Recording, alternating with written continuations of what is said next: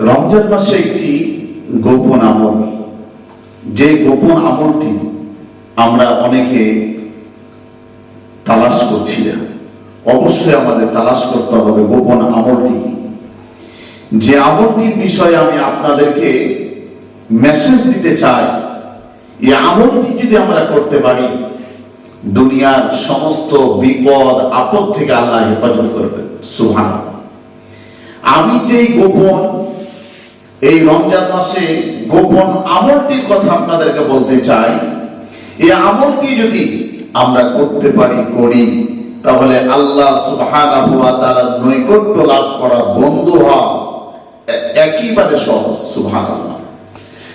এমন একটি গোপন আমলের তথ্য আমি আপনাদেরকে দিতে চাই। এই গোপন আমলটি আমরা যদি পালন করতে পারি, আমাদের জীবনে যদি আমল করতে পারি, আল্লাহ সুবহানাহু ওয়া তাআলা আমাদের জিন্দেগিতে, আমাদের ফ্যামিলির মধ্যে, আমাদের সংসারের মধ্যে, আমাদের সমাজের মধ্যে আল্লাহ রহমত বরকত দ্বারা পরিপূর্ণ করে দিবেন। এমন একটি গোপন আমলের আমি মেসেজ আপনাদেরকে দিতে চাই, যে গোপন আমলটি আমরা যদি করি, যদি পালন করতে পারি, তাহলে আল্লাহ সুবহানাহু ওয়া তাআলা আপনার সংসারটাকে, আপনার জীবনটাকে সুন্দর জীবন, আপনার ইহকালীন পরকালীন আল্লাহ সুবহানাহু ওয়া তাআলা রহমত বরকত দ্বারা পরিপূর্ণ করে দিবেন। ইহকালেও শান্তি পাবেন, পরকালেও শান্তি পাবেন, আল্লাহর বন্ধু হয়ে আল্লাহর জান্নাতে যেতে পারবেন।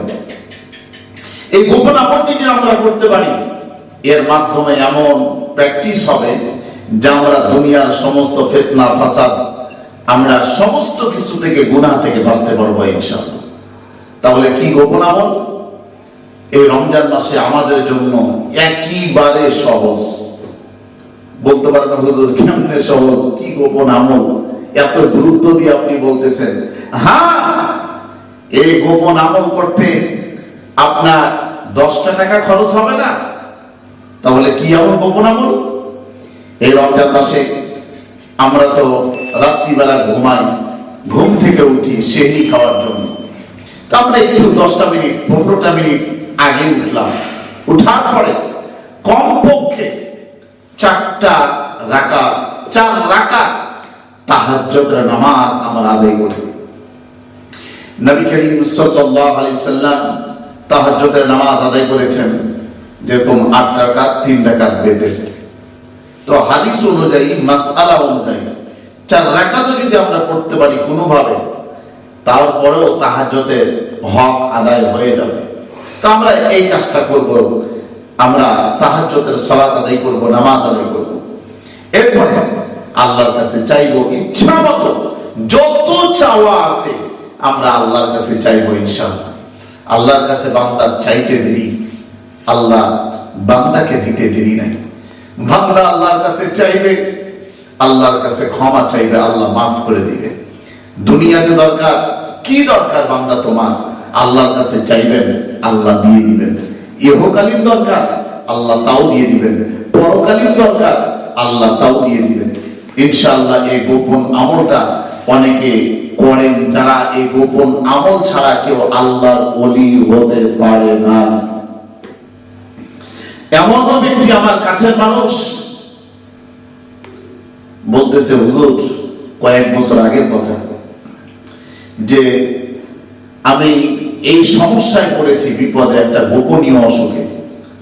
তো বিভিন্ন ডাক্তারের কাছে গেছি, ট্রিটমেন্ট, চিকিৎসা করেছি, লাভ হয় নাই। একজন আলেম আমাকে একটা দিলেন এই পরামর্শ, এই আমলটা। আমি তাহাজ্জুদের সালাত আদায় করে, নামাজ আদায় করে আল্লাহর কাছে কেঁদেছি, চেয়েছি। আল্লাহ সুবহানাহু ওয়া তাআলা আমাকে এই বিপদ থেকে আল্লাহ হেফাজত করেছেন। সুবহানাল্লাহ। সম্মানিত সুধী, এরকম অনেক দলিল, আদিল্লা, অনেক কথা আমাদের কাছে আছে, আপনারাও জানেন। সম্মানিত সুধী, আল্লাহ সুবহানাহু ওয়া তাআলা আমাদের সকলকে এই গোপন আমলটি করার জন্য, আমল করার জন্য আল্লাহ কবুল করবেন। আমিন।